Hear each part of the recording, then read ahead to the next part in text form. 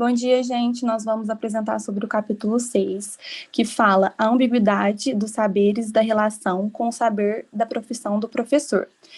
Quem vai apresentar o trabalho é Ana Laura Fernandes, Daniele Oliveira, Kelly Alves, Júlia Capel e Tayane Alves. Pode passar. Eu coloquei um pouquinho das características dos ofícios particulares, e vou falar um pouquinho sobre elas. O exercício de uma profissão implica uma atividade intelectual que compromete a responsabilidade individual de quem exerce. É uma atividade erúdica e não de natureza rotineira, mecânica ou repetitiva. No entanto, ela é prática, pois é definida como o exercício de uma arte, uma vez de algo puramente teórico e especulativo. A sua técnica é aprendida após uma longa formação e o grupo que exerce essa atividade é regido por uma forte organização e uma grande coesão interna. E também trata-se de uma atividade de natureza altruísta, que presta um serviço precioso à sociedade. Aí eu coloquei um pouquinho sobre a profissionalização e sobre as definições de estática e dinâmica. A definição estática é a profissionalização de um ofício, é o grau em que ele manifesta as características de uma profissão. Já a definição dinâmica é a profissionalização de um ofício, é o grau de avanço e sua transformação estrutural no sentido de uma profissão total.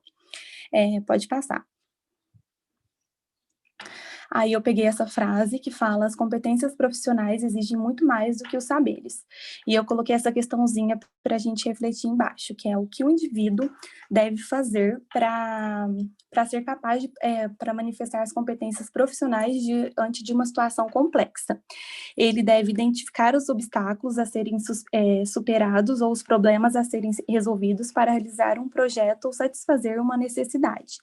Ele deve considerar também diversas estratégias realistas do ponto de vista do tempo, dos recursos e das informações disponíveis. Deve optar pela estratégia menos ruim, pensando suas oportunidades e seus riscos também, né? Ele deve planejar e implementar a estratégia adotada, mobilizando outros atores em caso de necessidade e procedimento por etapas. E ele deve coordenar essa implementação conforme os acontecimentos, ajustando ou modelando a estratégia prevista. E, se necessário, reavaliar a situação, né, e mudar radicalmente de estratégia. Ele deve respeitar também, durante o processo, alguns princípios legais ou éticos, cuja aplicação nunca é simples, que é a equidade, o respeito pelas liberdades, pela esfera íntima e etc. Aí, depois, eu coloquei sobre os saberes e esquemas, os conhecimentos. Não, pode voltar um pouquinho. Os conhecimentos procedimentais e os conhecimentos físicos. Nos conhecimentos procedimentais, por mais que estejam orientados para a ação, não passam de representações, né? Porque eles influenciarão a ação apenas se forem implementados por um sujeito capaz de compreendê-los, coordená-los, diferenciá-los, adaptá-los, interpretá-los, aplicá-los a uma situação singular no momento adequado e de forma pertinente, como lembra o autor que citou no capítulo. Pode passar. Bom dia, gente. Eu vou começar falando sobre o esquema como gramática geradora. Bom, um esquema de pensamento não é um saber sobre a maneira de fazer, não é uma representação. No entanto, é possível, na medida em que o ser humano consegue teorizar suas operações mentais, representar um esquema do pensamento, tentar descrever e até mesmo prescrever uma maneira de raciocinar. Sendo assim, podemos elaborar esquemas que pretendem codificar os esquemas e podem contribuir para conservá-los, avaliá-los e também transmiti-los. Segundo o Vergnal, ele chama de esquema a organização de conduta em situações determinadas. Então, devemos buscar nos esquemas os conhecimentos em ação do sujeito. Então, os elementos cognitivos que permitem que a ação do sujeito seja operacional. Então, sendo assim, o esquema é a estrutura da ação, mental ou material. O esboço que se conserva é de uma situação única para outra e é investido com algumas diferenças em situações parecidas. Pode passar. Agora, a noção de hábitos. funciona como uma matriz de percepções, apreciações e ações. A noção de hábitos torna possível a realização de tarefas diferentes, graças às transferências parecidas de esquemas que permitem resolver os problemas da mesma maneira. Então, ele permite gerar práticas adaptadas a situações distintas. Os esquemas de alto nível são aprendidos, no sentido em que se desenvolvem a partir da formação e depois da prática do profissional. Por exemplo, uma pessoa que é muito inteligente pode saber tanto da biologia, da anatomia, psicologia, quanto um médico, mas ela não é capaz de fazer um diagnóstico e uma indicação terapêutica mais sofisticada, porque mesmo se apropriando de saberes procedimentais, essa pessoa não é capaz de tratar os pacientes de uma forma tão rápida e segura quanto o médico que estudou para isso. Então, isso acontece porque esse médico desenvolveu esquemas de pensamento, decisão e ação que lhe permitiram assimilar o conjunto das informações do paciente. Pode passar.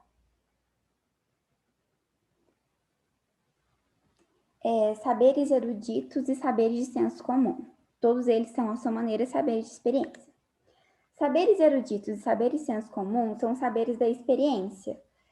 Ambos são enraizados na experiência humana, mas de modo diferente. Os saberes eruditos é um saber mais específico, mais conhecido por quem estuda, quem trabalha com aquela área e coloca em prática.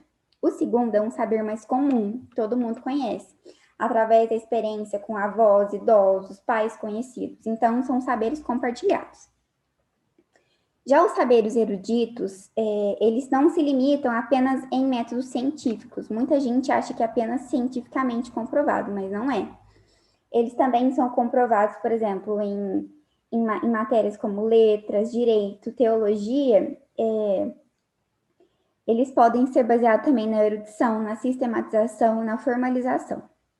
E também em outras profissões depende de sistema de valores, normas éticas, estéticas e jurídicas. Então, não é só métodos científicos. Pode passar. Os saberes e a experiência. Não é correto opor totalmente os saberes eruditos e saberes da experiência, porque os saberes científicos são provenientes da experiência, porque para ele ser científico, ele teve que passar por um laboratório que possuía uma experiência para chegar ao que é hoje. E, então, enfim, é isso. Os saberes científicos precisam de uma experiência para se tornar um saber. Então, por isso, não pode ser distinto. Pode passar.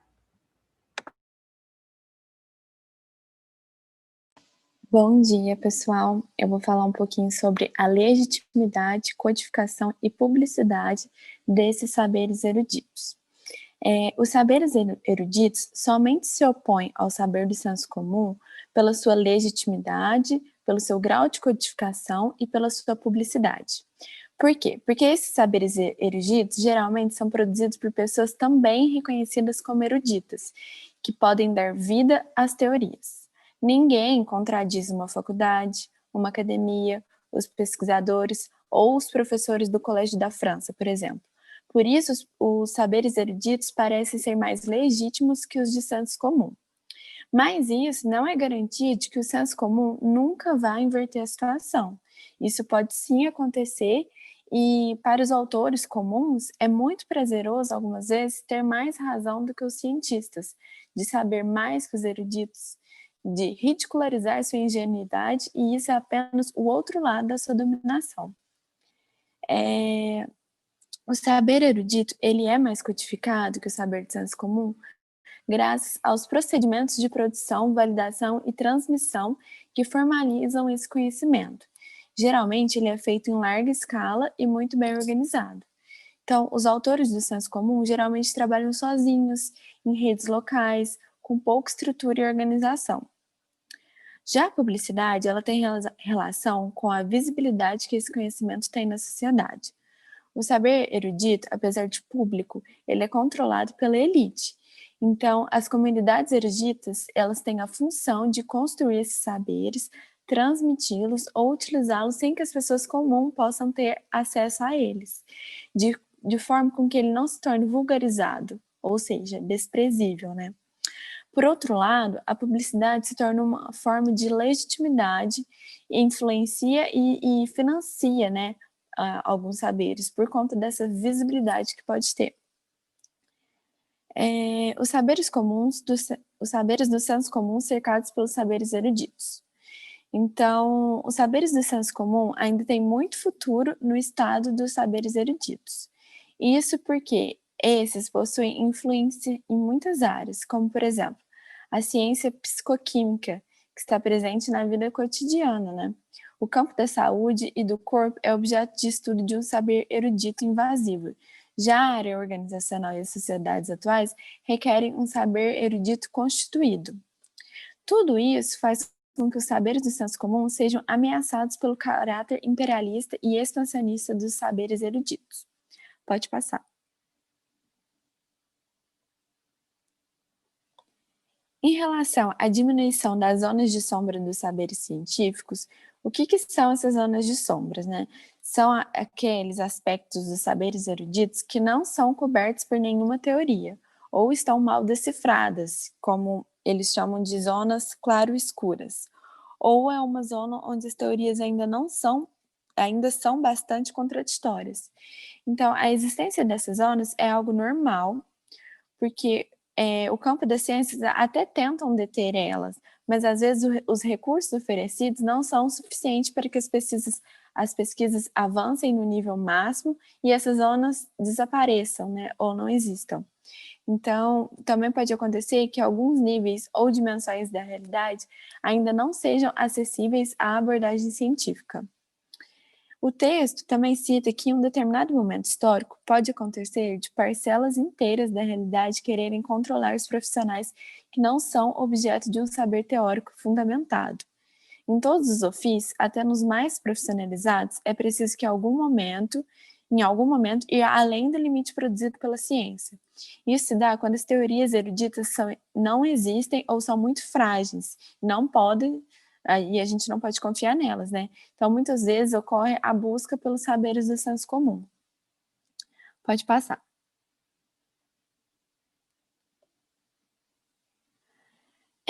Os saberes procedimentais cada vez mais eruditos. Os saberes eruditos das universidades vêm se transformando e aplicando cada vez mais os saberes procedimentais, visto que, durante muito tempo, as universidades prepararam seu conhecimento para as profissões de uma forma mais teórica, dispensando os saberes eruditos. Contudo, o mundo profissional confronta as duras condições da prática também ao mesmo tempo. Então, essas formações precisam das concepções teóricas. Por isso, os saberes procedimentais servem como uma ponte entre essas duas dimensões. Pode passar. Oi, gente, bom dia. Eu vou falar um pouquinho sobre os saberes em sources. Primeiramente, o senso comum ele é visto pelos pesquisadores como uma antecipação daquilo que a ciência um dia poderá explicar. E se a garantia desse senso comum ela não for comprovada ou visível, eles serão tratados como saberes duvidosos, no qual os pesquisadores tratarão com sarcasmo. Afinal, né, a ciência ela pretende dar conta de toda a realidade conhecida por nós. E, segundo fala no texto, os saberes comuns estão em sources, que significa que são válidos, até que não apareça uma teoria elaborada e validada pelos cientistas, e aí eles são substituídos. Os saberes locais deverão ser substituídos pelos eruditos, pois não se situam no mesmo nível de ambição. Então, isso é o que deve ser feito, né, no caso dos saberes de alcance geral. Por exemplo, quando o motorista é a única pessoa capaz de dar partida em seu carro, e então ele é substituído por outra pessoa, o motor falha. E isso acontece porque o motorista possui um saber particular. Assim como um professor de conseguir acalmar seus alunos, como um cozinheiro que consegue fazer uma comida mais complexa em sua cozinha, ou da forma que um agricultor prevê o estado do tempo em suas terras. E há teorias subjetivas, saberes locais, que levam em conta diversos parâmetros singulares. E geralmente essas pessoas que praticam essa teoria, elas sabem porque fazem, o que fazem e por que as coisas dão certo, às vezes, com essas teorias, né? E o filósofo Vergnal, que é apontado no texto, ele tem como exemplo a famosa história do criador de porcos, que com a sua bengala em um abatedouro, ele se dirige rapidamente os porcos para o lugar de sacrifício. E tem alguns estudiosos, né, acadêmicos, que consideram o trabalho desse criador de porcos mal qualificado.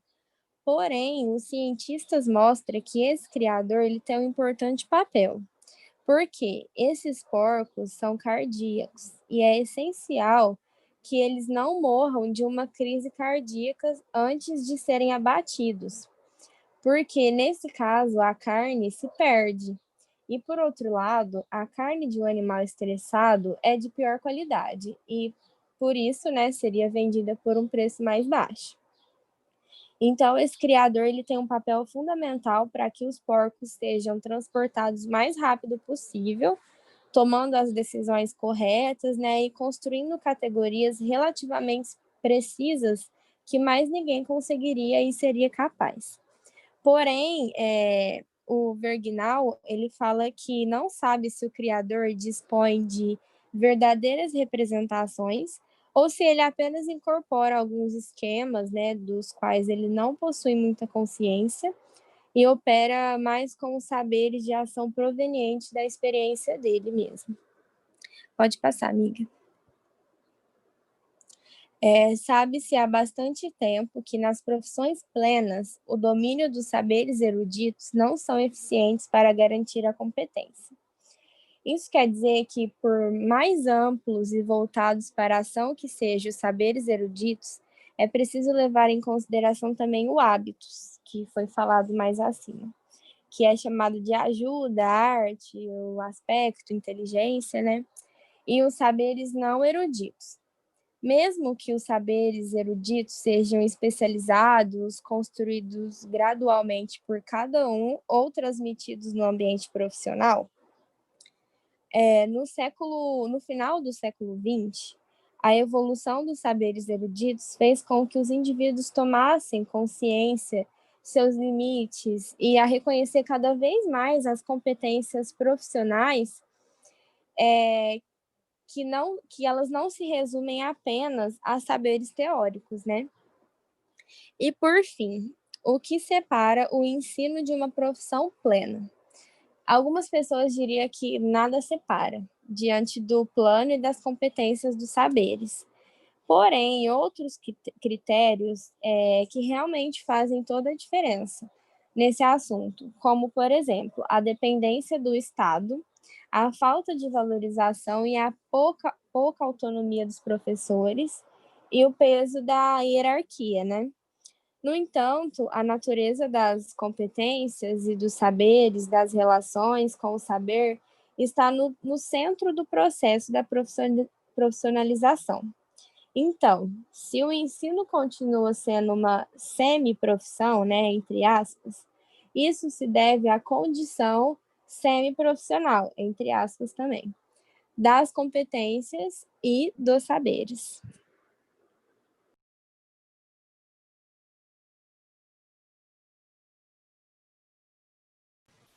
Oi, gente, eu vou falar sobre os saberes eruditos frágeis.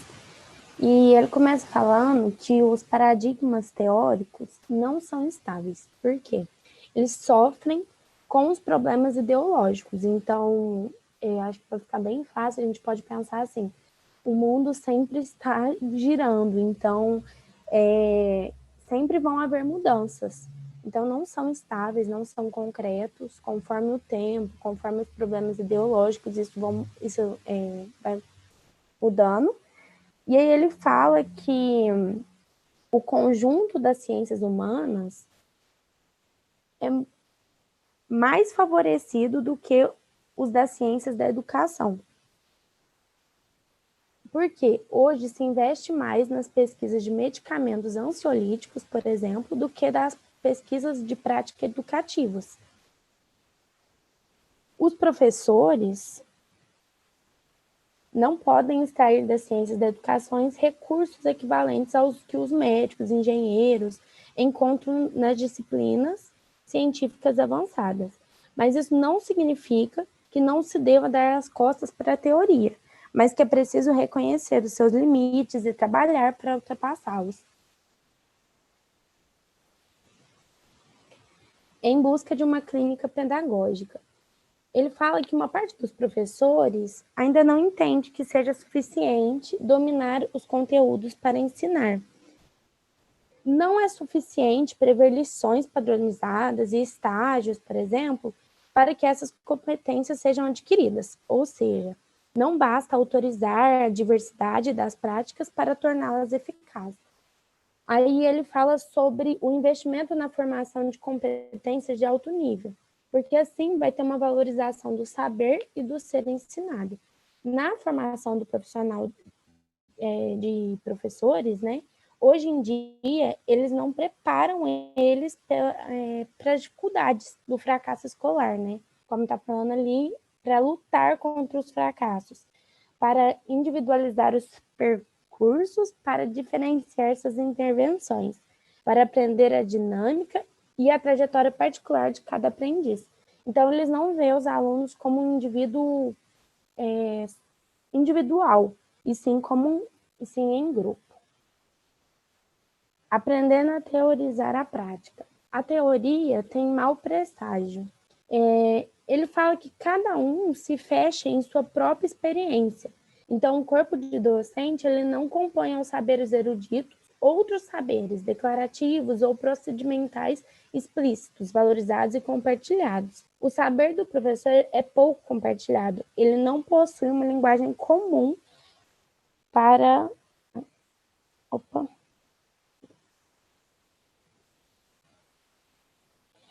falar da tipologia dos alunos ou erros. Então, cada professor, ele fala de um jeito, cada professor ele explica de um jeito, e aí é pouco compartilhado com os outros. Normalmente, quando se fala, só fala da metodologia, e não dos alunos em si, como que os professores estão, né? Tudo ou logo. Ele fala que o ideal mesmo seria colocar nas escolas apenas professores que saibam ministrar um curso, avançar com o programa e permitir que pelo menos metade da sua sala faça um progresso contínuo. Mas a formação de professor, igual a gente estava falando, não prepara ele para lidar com isso, né? Com esse fracasso. Ele só vê como um todo. E ele fala que para ter essa transformação, precisa que os professores, no sentido de profissionalização, estudem mais, isso na própria faculdade, né, de pedagogia ou de letras, em matemática, deveria ser ensinado. E, além disso, isso leva muito tempo. Então, não pode ser feito sem levar em consideração a realidade das práticas das pessoas, da organização, da escola. Tem muito mais a ver com o meio do que com a educação mesmo.